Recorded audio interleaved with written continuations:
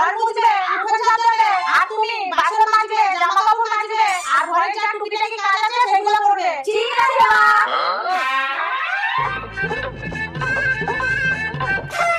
বৌমা, তুমি এগুলো কি করছো? মা, খোসা ছাড়াচ্ছি। আরে খোসার ভিতরে তো আসল ভিটামিন থাকে। খাও বলছি, খাও।